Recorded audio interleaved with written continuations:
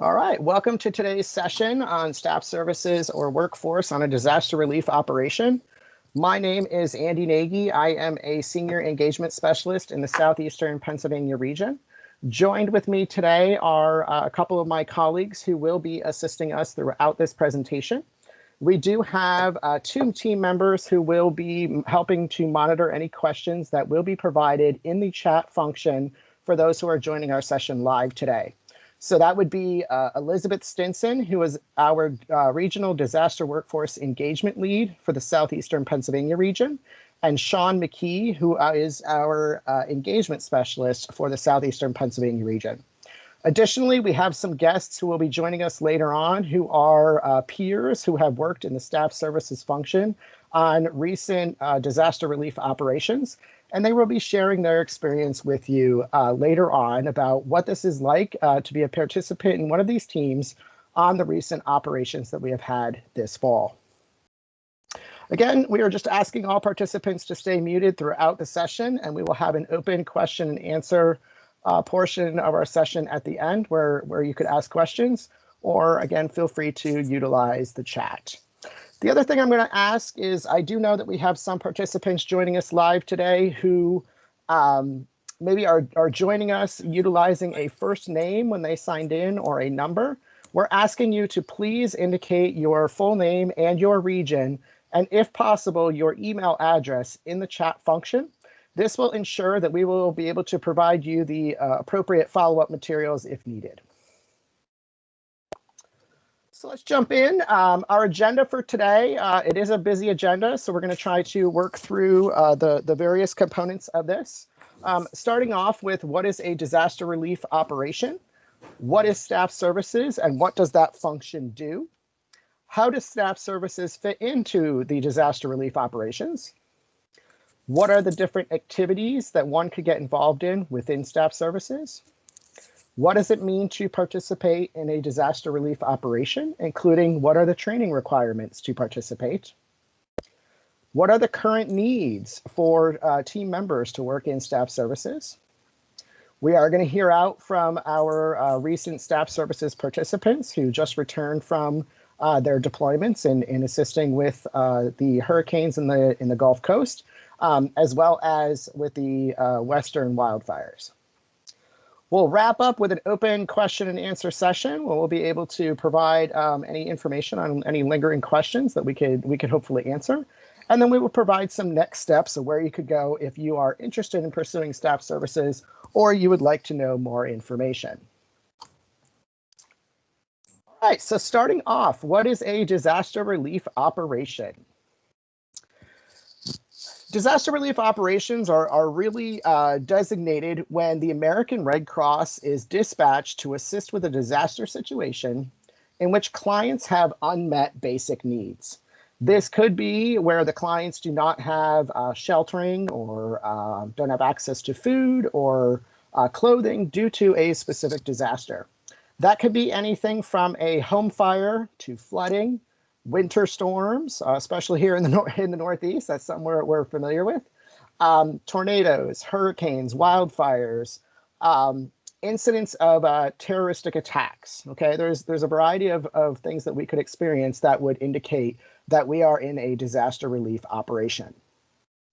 We categorize our disaster relief operations using 7 different levels, which indicate how big of an impact that disaster is going to have on our organization financially. So for example, we use levels 1 through 7. Level 1 meaning that it is the least costly to us as an organization, starting with incidents that would cost under about $10,000 would be about a level 1. An example of that could be a home fire, where we need to assist a single family with maybe seeking residence for a couple evenings until they're able to come up with a suitable long-term solution. It could also be smaller floods or power outages, things that are not as impactful to the large community. Going up from there in different increments, which I'm not going to go over all the details of that today, but there are the different levels up to a level 7, which would be our largest disaster relief operations that would cost the organization over $10 million.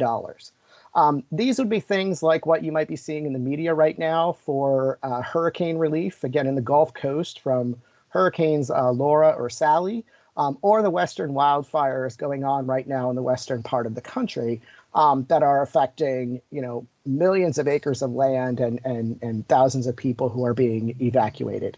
So that's what we're looking at with the different levels of a disaster relief operation. When it comes to the staff services function, disaster relief operations are, they typically involve staff services at levels 2 or 3 is when staff services really starts to get involved, depending on the needs of that operation and how many workers we have assisting with those operations. I also want to touch a little bit upon some language that we utilize within the organization, those being steady state versus operational state. So you'll have an understanding of what we're talking about when we refer to those terms. So steady state is also sometimes known as blue sky, meaning that there are little to no disasters occurring in the local community at that time. Instead, the majority of the operations from the American Red Cross are focused on preparing for disasters because we know that they're inevitable to happen at some point in time. Meanwhile, we have operational state, otherwise known as gray sky. This is when there is a disaster occurring or has recently occurred in the local community, and instead our operations have focused to responding to client needs. Reporting structures will likely change. Specialized teams get activated when we are in operational state so that we could meet the needs of the local community and fulfill our mission. In order to properly coordinate the activities going on in an operation, especially when they get very large in scale, we utilize something called the concept of operations. This is a standardized management tool that establishes the framework for which the American Red Cross organizes its people and our activities to serve our clients. So you will hear us talking about concept of operations to provide that structure for how our operations work. All right, so what is staff services exactly? Well, staff services is also known as the workforce function. You will hear 2 different names. More commonly right now, it's still called staff services. We are in the process of changing some of that language to refer to it as workforce. But it is the function on an operation that cares for the workforce from the initial notification of their deployment through their return home. So basically, it is the staff services team that works with our workforce, whether that is volunteers or paid employees, to make sure that they have the information that they need to be successful on that operation. So more specifically, staff services works to ensure that all personnel are treated with respect and fairness and have access to the following: a job to do, the training they need to be successful in that job, a supervisor to provide guidance in that position, a place to sleep that is safe and clean, and that is applicable for anyone who is participating in an in-person operation that is outside of their local community, and a safe method of getting to or from a work location, again, if that person is participating in that operation in person. So what does this look like? This here is a table of organization of the management structure of a disaster relief operation. You can notice at the top, it says that there is the DRO, or Disaster Relief Operation Director. That is the person in charge of the entire operation. Reporting to that person is a variety of assistant directors. And then under them, depending on the size of that function, there could be deputy assistant directors. So highlighted in green, you'll notice that there is an assistant director of workforce. Again, workforce and staff services are interchangeable in this purpose. And that person is right up there in the leadership team throughout that entire operation, recognizing that the value of our workforce and how we're coordinating our workforce to participate in the operation is just as important as any of the other functions that we have on that operation. On this next slide, I do take that staff services table of organization and just kind of dive into it a little further. So what was not seen on the previous slide is what the team looks like below that assistant director of workforce. This slide will show you that information. So you will see that there are 5 different activity areas within the staff services function: staff planning and support, staff relations, training, event-based volunteers, and the staff advocate. And then it's important to point out that under the staff planning and support function, there are also some subcategories, including lodging, local community volunteers, and ambassadors. On our next few slides, we're going to go into detail about what each of these functions are. So let's start with staff planning and support, which is also referred to as SPS. Here in the American Red Cross, you may have noticed that we use acronyms very frequently. And so we will continue to do that throughout this presentation, but our goal is also to let you know what those acronyms stand for. So staff planning and support, this is the function within staff services that provides customer service and support to traveling responders. Their tasks include anything from checking them into and out of an operation, so making sure that you are on the rosters and we know that you are participating, to communicating with responders while they might be traveling, helping them with fulfilling their mission cards and renewing money that is available while they are traveling. And this team also handles some of your basic data entry. So if you could think of yourself as possibly participating in an operation, especially in person, you might be asked to fly somewhere else in the country to participate in an operation somewhere else. It is the staff services team that would assist you with those travel arrangements, making sure you know where to go, making sure that when you get there, the team on the ground is expecting you and that you have the resources you need to be successful in that operation and that we could get you safely home. Some of the components of staff planning and support include lodging. So this is a specialized team that is trained to make sure that our responders have a safe place to sleep at night, a safe and clean place. That might be in a staff shelter. That might be in a motel or hotel, depending on what is available to us on the operation. There is also a team called Local Community Volunteers, also known as LCVs. Okay, this team would work to recruit, schedule, and support local affiliated Red Cross workers who are not trained disaster responders, but want to assist. So for example, if someone is a volunteer in another line of service, such as service to the armed forces or biomedical services, and they would like to get involved in that operation, they could do so.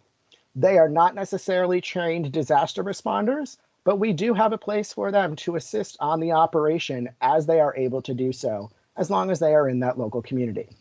And the local community volunteers team would work with them to get them the training that they need to quickly participate in an operation and get them scheduled for shifts so that they can contribute. Finally, there is a sub-team known as the ambassadors. This is a team who greets workers upon their arrival and departure and ensures that they have a positive experience. I'll give you an example. Again, if you are traveling somewhere to a new location to assist on an operation, the ambassadors are likely going to be the first team that you meet when you arrive in that local community. They will sometimes be at airports to greet you in baggage claim. They might also be at the headquarters check-in where you need to sign in and designate that you have arrived. And they will gladly assist you and provide great customer service. They're also known for providing you with snacks, so you definitely want to make friends with that team. Moving on, we have the staff relations function. This is the team that provides support in issue resolution and our progressive discipline processes. So they are really in place to ensure that all members of the workforce are treated with respect and fairness throughout the operation. Staff relations provides support both to the individualized workers as well as to their supervisors so that we can ensure that we handle issues as quickly and as easily as possible and within fairness and respect for all members involved. Moving on, we have a training team. This team is responsible for training and facilitating courses that might be needed for the operation. This could include an orientation to that particular operation. So again, if you're thinking about traveling to an operation that is outside of your local community, this could be the team that instructs you what you need to know about that local community that you're in.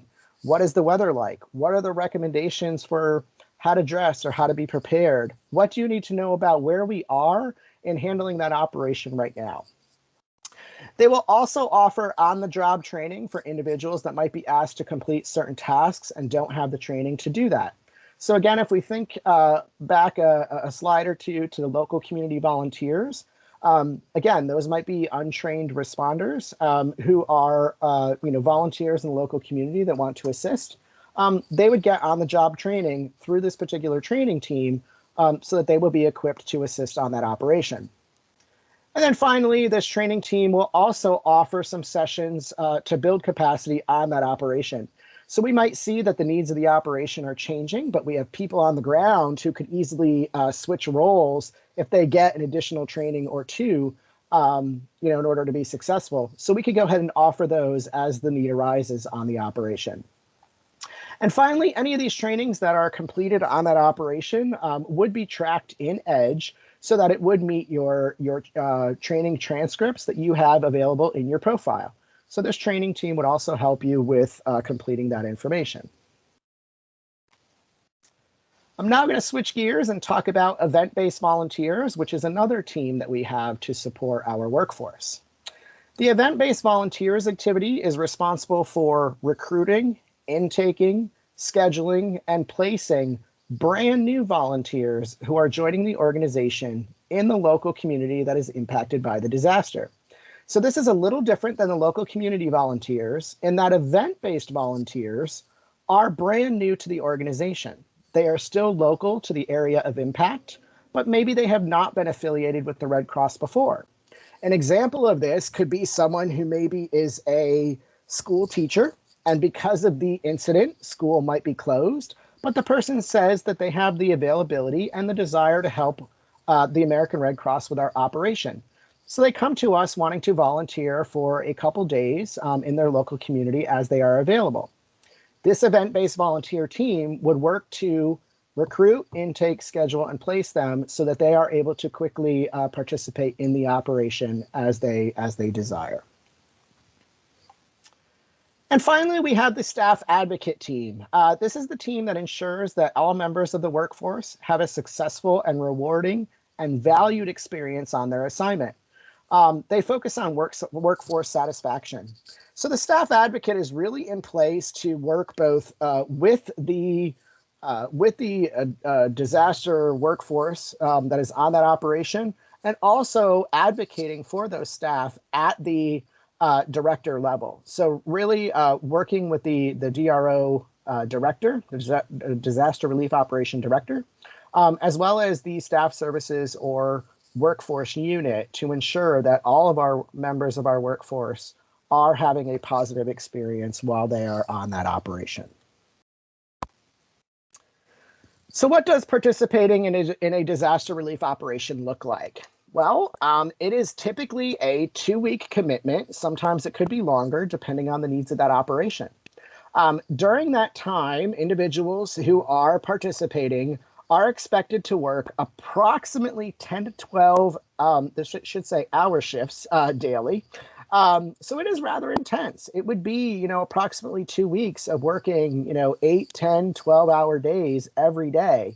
You do get a day off every 7 days, but it is a rather intense commitment. So it does require someone to have the time and the availability to be able to participate in this. There are options right now for both in-person and virtual deployments that we have available. And that is true at least for the staff services or workforce function. That is not necessarily true for all functions that we have available within the organization on an operation. But at least for staff services, it is true. In person, meaning that you would travel to that location and assist that way in person. And virtual, meaning that you would be at a computer from the comforts of your home throughout that deployment experience. And we do have opportunities that are available right now for staff services. So with the variety of operations that we have going on across the country right now, we definitely have a need for people to assist in this capacity. So let's talk a little bit about the training requirements for this. So if somebody were to be interested in participating in staff services, they would be required to complete the trainings that are listed on this particular screen. All of these trainings are offered in Edge and are available right now in what's called a web-based format. Web-based meaning that you could log into your Edge account and you could type in the name of one of these trainings, and you could take that class right then and there and click the video and watch the video type format. Some of them may have questions that they would ask throughout the session just to make sure that you are understanding the material. But these trainings would be required in advance. I will say that the very last option, that Staff Services Fundamentals or Just-in-Time Training. Staff Services Fundamentals has historically been a training that has been offered as instructor-led, and it would be offered typically in person. Given the current environment with COVID right now, that is not something that we are comfortable with offering for the safety of our workforce. And therefore, we are offering something called just-in-time training, which I will talk about on the next slide. Before I move on, I do want to share with you that, please don't worry about trying to quickly write this information down. Participants who are attending this session live will be provided with this PowerPoint so that you could refer to these trainings later on. For those who are watching this video in the recording, you could pause the video and take a look at these trainings, as your availability requires. So talking about these just-in-time trainings, we do have a few sessions that are coming up in the next few weeks that you might be interested in participating in. Again, this would be in place of the Staff Services Fundamentals training. So it's just kind of a condensed version that we are offering nationwide right now. There are sessions going on throughout. So the schedule for upcoming sessions is what you are seeing here on the screen right now. All of these sections, again, they're being offered virtually. They are instructor-led, so it is important that you pay attention to the days and the times that they are being offered. I do have the link available for this right in the PowerPoint that you will get later on. When you click on that link, it'll take you to the listing of all the sessions, as well as it includes the links for how to join those individualized sessions. I also want to point out that that link actually takes you to the Exchange, to the Staff Services Toolkit. So if you are familiar with utilizing the Exchange and you want to just type in Staff Services Toolkit into the search bar, you will also access this same information. So I mentioned a little while ago about some of the current staff needs that we have in staff services at the moment. So I looked on something called the DRO this morning, which is where we post our open positions for what we need on our disaster relief operations, and you're able to see what the needs are and see how we could fulfill those. Right now in the Gulf Coast, so this is still in response to the hurricanes and tropical storms, primarily Laura and Sally. We do have some staff planning and support positions virtually. We have lodging options virtually. We have local community volunteer options that are also virtual. For the Western wildfires, we do have staff planning and support in-person opportunities, virtual training opportunities, virtual local community volunteers, and virtual event-based volunteers. I do want to point out that the needs of these operations change multiple times per day. This information that you see on this screen was captured at around maybe 10:15 this morning. I would guess that it has probably changed by now. So if there was something that we were talking about previously that may have been of interest to you, and you're looking at this screen now and you're thinking, oh man, that is not available right now, that's okay. It probably will be. Because we have our responders who are participating in a 2-week basis, people are constantly rotating in and out of those operations, and so the needs are constantly changing. Further, because the operation situations are changing, think about the wildfires, for example. They're expanding into new territories, so we might be adding new staff in the future. On the flip side, at least with the hurricanes, we're starting to scale back our operations because we're able to get people into more long-term housing, for example, so that we don't need to continue to operate as many shelters. So the needs are always changing. And so I encourage you, if this is something that you're interested in getting involved in, please don't get discouraged by what is available right now, because again, it will change. Okay, so we are going to transition a bit now. I'm done talking at this point. What I think would be helpful and what we've decided to do for this session is we are going to hear from some of your peers who have recently deployed and actually returned from their deployments, who are going to share what their experience was working in the staff services function. So I am going to pass this off to one of my colleagues at this point. Her name is Deb Lozano. I'm going to let Deb introduce herself a little bit more, but just for some context, Deb did participate in the local community volunteers activity area, and she was assisting down in Louisiana following Hurricane Laura. And she did participate in staff services in a virtual capacity. So I'm going to pass this off to Deb and let her share her experience with you. So Deb, I'm actually gonna shut off this PowerPoint for a moment so that our participants could see you, if that's okay. Okay, thank you, Andy.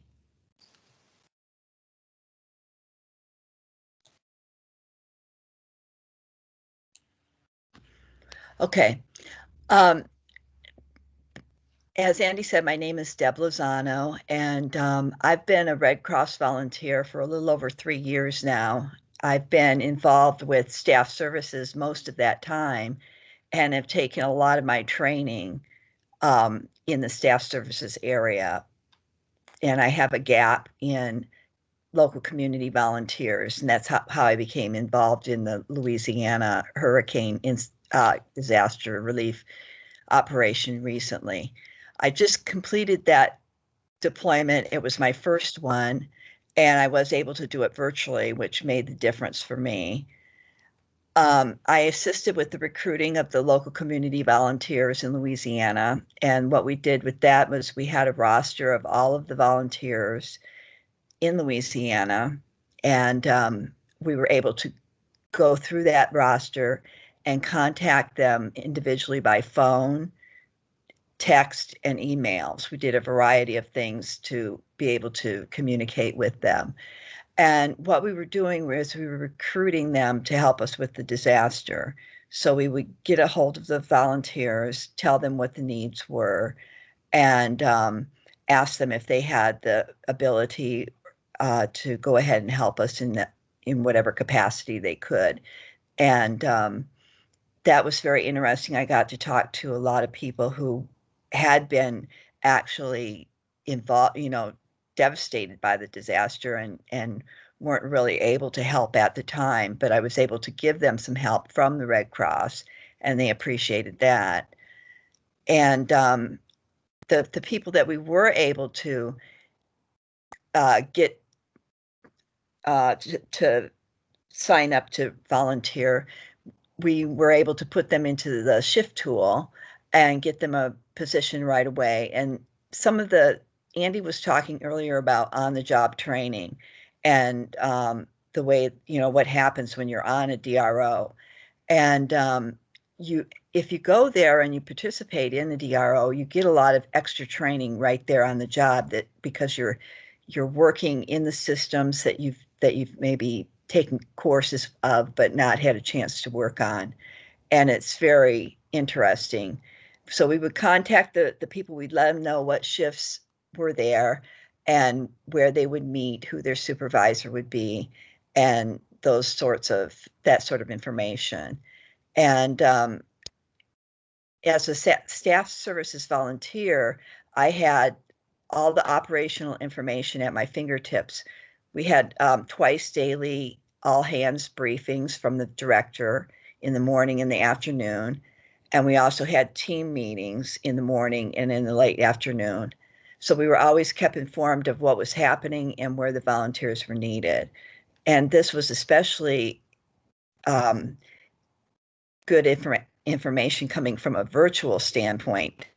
Because if you were on the ground, if you were in Louisiana, you would hear this in just general conversation and reports that you would get. But being virtual, we were away from it, so we really came to rely on these meetings to get this information that would help us better work with the people we were trying to recruit. And I was there in Louisiana for 3 weeks. I did 2 weeks and stayed on for a third. And it was a great experience. And I would encourage every volunteer to, if they can, to think about going on a deployment, because it's a special opportunity to learn a lot of valuable skills and be a part of a huge effort, and to be proud of what you're doing with the American Red Cross.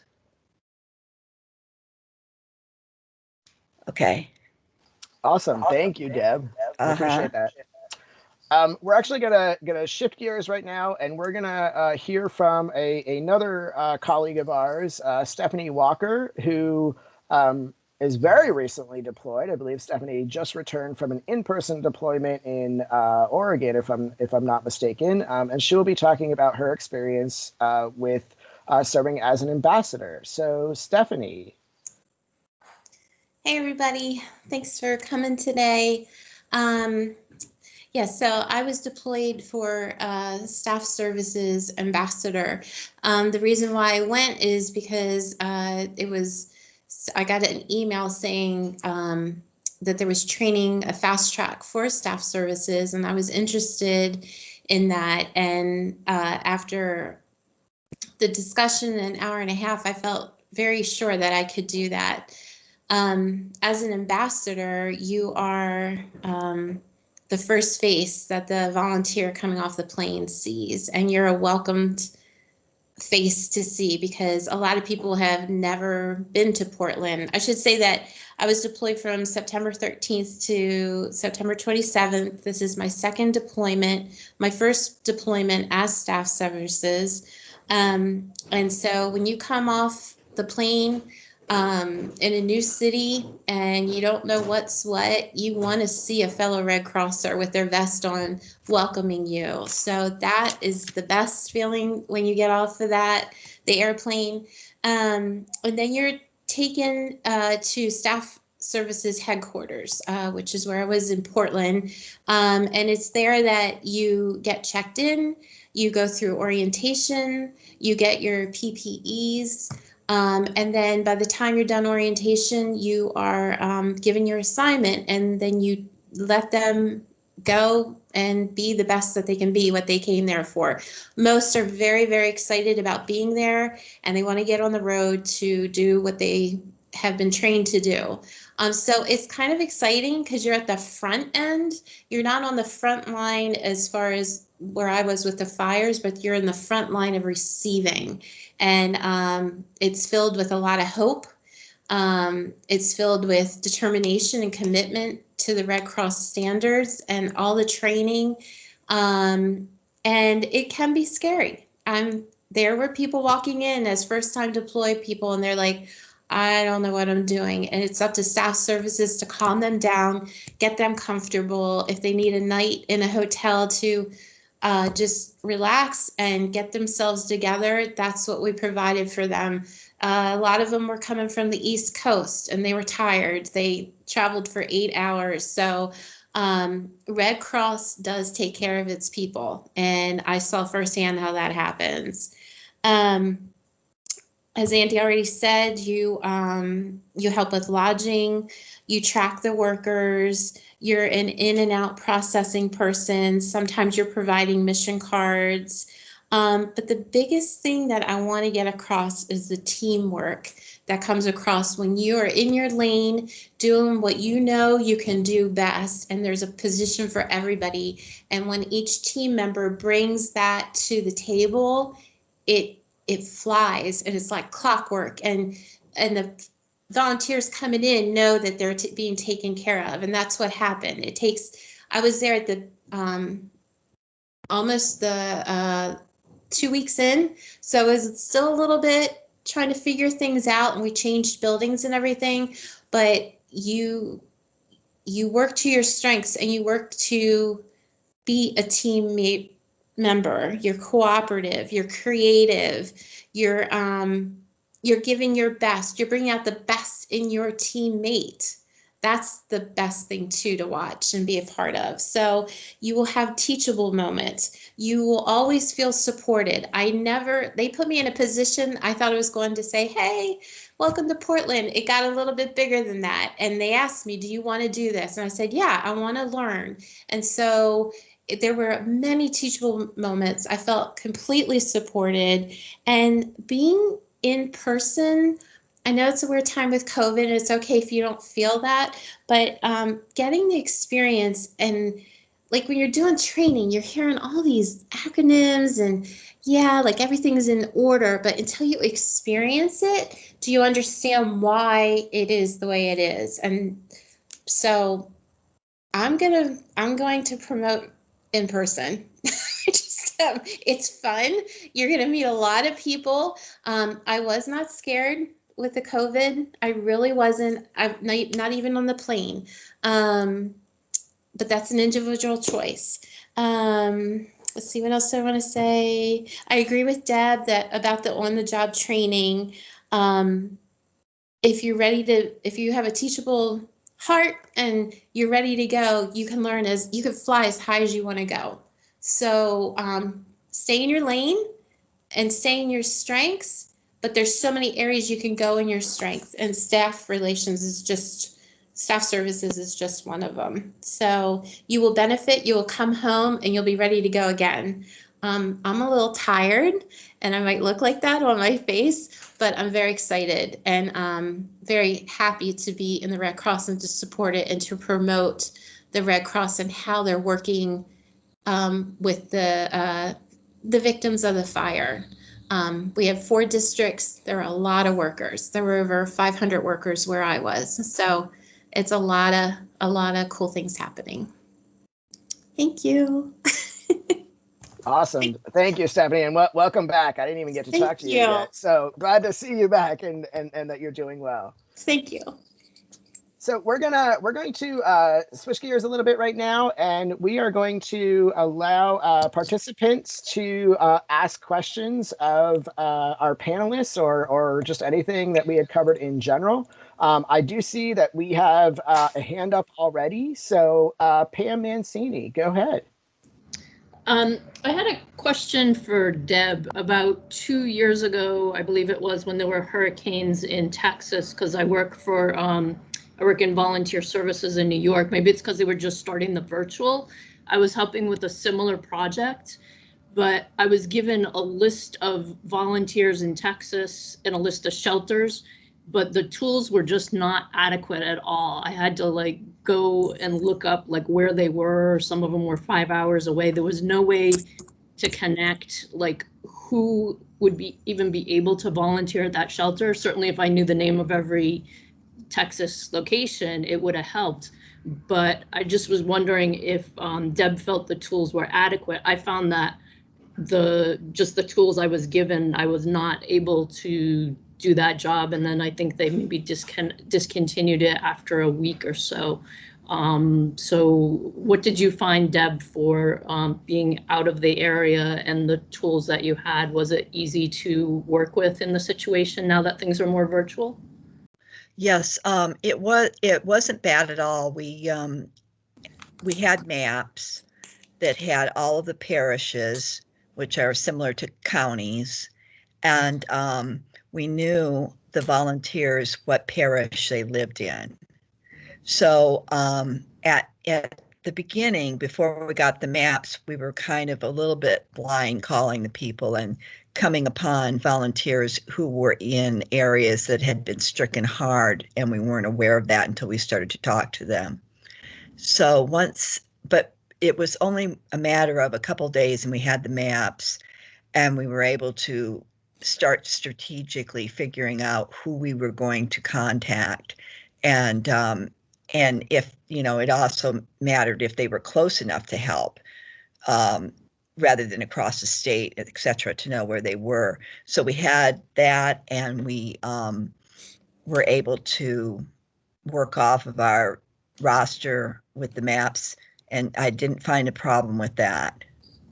But it's still they're working off of maps. I was on Google Maps. I'm just wondering if there are any plans, since now so much is going virtual. It does not seem like the best tool for doing that. I found it very hard to do, and it was taking a lot of time. And I felt that there were that with better tools, or maybe I just maybe coming from the computer side, I just didn't really feel like I could be very successful because it took so much time to just figure out where things were.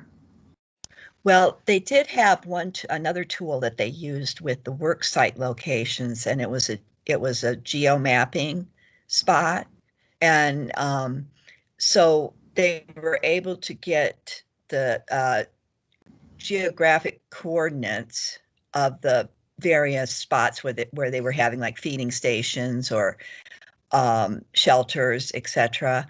And that would pinpoint exactly where something was, so that it wasn't, just left up to trying to figure out, go on this street, that street, what have you. It would come up on a GPS. And so that was kind of modern day, and real time for the people who needed to use that. I don't know if that was there when you were involved before or not, but they did have everything was what they call geo-spotted. Okay, yeah, I know what that is. Thank you. Uh-huh.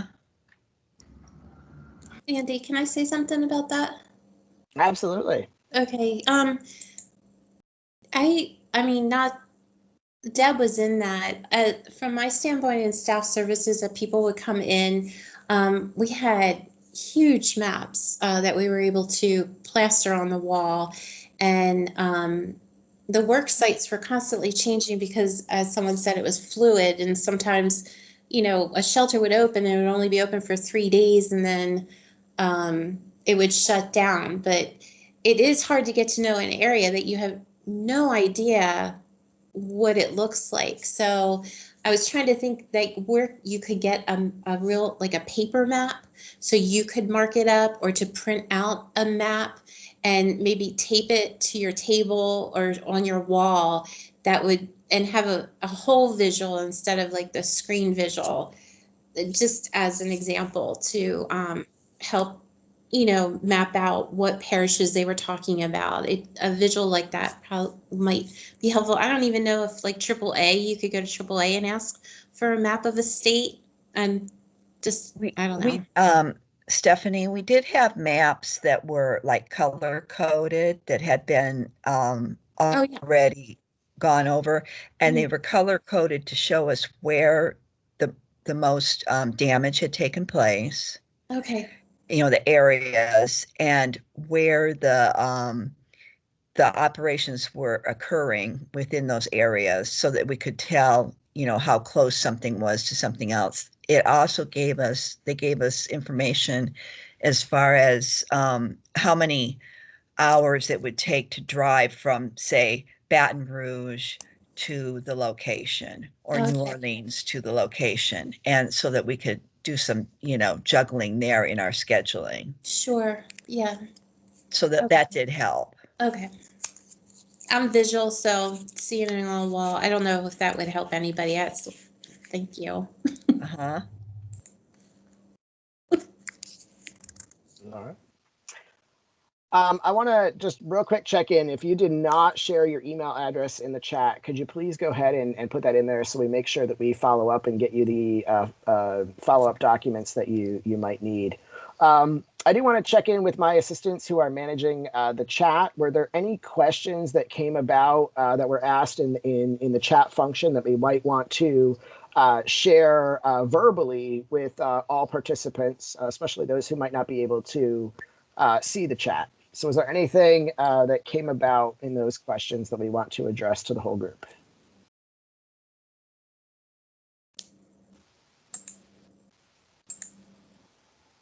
Andy, I think you answered pretty much everything. There's been some discussion that you were looking at But outside of that, there's no specific questions that were really worth that didn't already go answered. I had a thought, but I will save to the very end for that. Okay.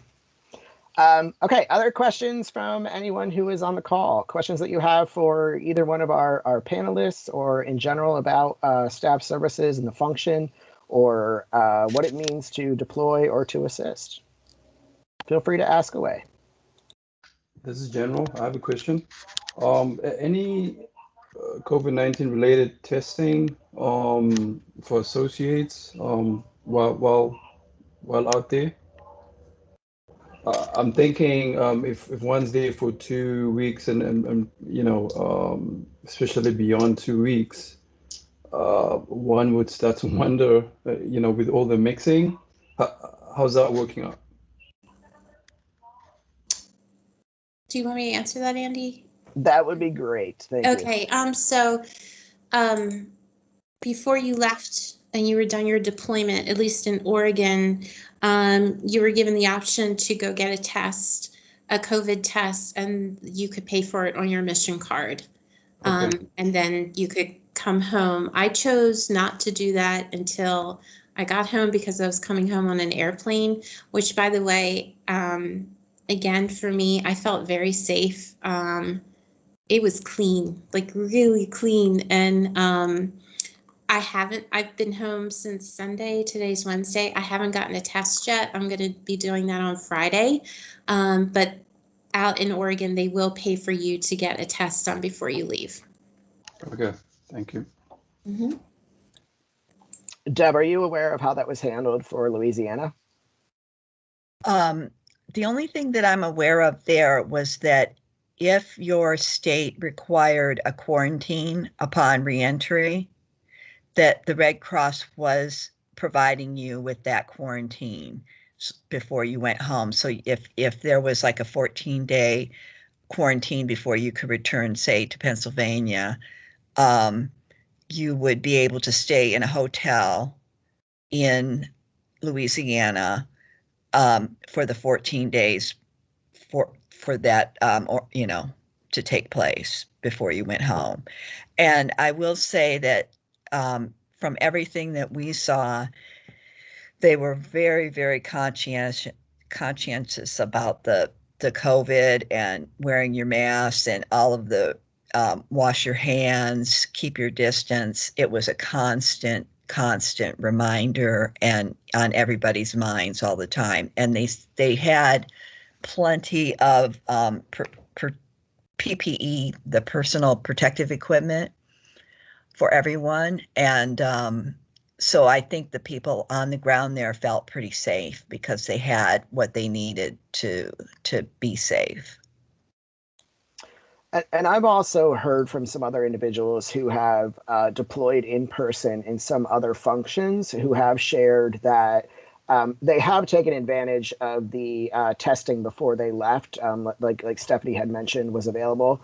And then because it took a couple days for them to get their results back, they were able to get tested, travel home, and then upon actually landing in their local community, the Red Cross was willing to put them up in a hotel in their local community of residence until their test results came back. So that way they didn't have to worry about, oh, I don't want to go home and then find out I tested positive a couple days ago and then now I just infected my family and my loved ones. So they were putting you up, you know, on your way home if you need it as well. So it does seem like the organization is taking COVID very seriously and willing to support our workforce as best we can during this time and making sure that our workforce is safe and our loved ones are safe as well. So great question. I do see a question that came across the chat that I do want to highlight. Looks like there was a question from Justin. If we train for an SPS gap, so again, staff planning and support gap, and we would like to do lodging, is there additional training to deploy with this qualification? Justin, that is a great question. And you bring up a good point, something that I totally forgot to mention. Yes, there is additional training for some of the more specialty areas within staff services. Lodging is the perfect example. So there is a specific lodging training that you would have to take to focus on that particular area. Same thing with like the training function. You know, you need to be trained as an instructor, for example, and know how to use Edge as an administrator and things of that nature. The trainings that I had mentioned that are in the PowerPoint are the bare minimums that are required for anyone participating in a staff services function on an operation. Those will at least get you to an SPS gap and be able to do the like data entry inputs and outputs and things of that nature. But you're absolutely right. Lodging does have additional training. So thank you for bringing that up. Any other questions that we have? I know some folks are needing to jump off. They might have some other things going on, but we do have a few minutes. So we would be happy to stay on and take additional questions as needed. And because I do know that people have to jump off, I am going to go back to the PowerPoint and let you know, just for now, what if you have additional questions moving forward, and you have, questions, or you are interested in staff services, like how do you manage that? So on this screen, we do have the contact information for both the Southeastern Pennsylvania region as well as the Greater New York region. So if you have additional questions after this session and you would like to follow up, these are your contacts.